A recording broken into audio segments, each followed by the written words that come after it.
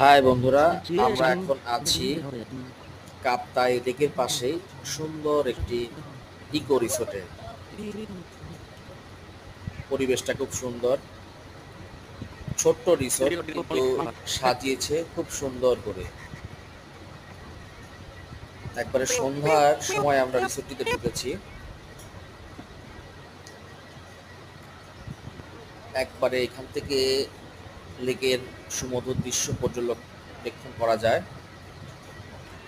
রিসোর্টের নামটি দেখছেন, সুন্দর।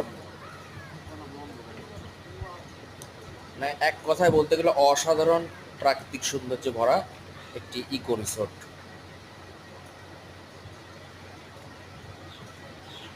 সুন্দর, খুব সুন্দর, একবারে মনোমুগ্ধকর।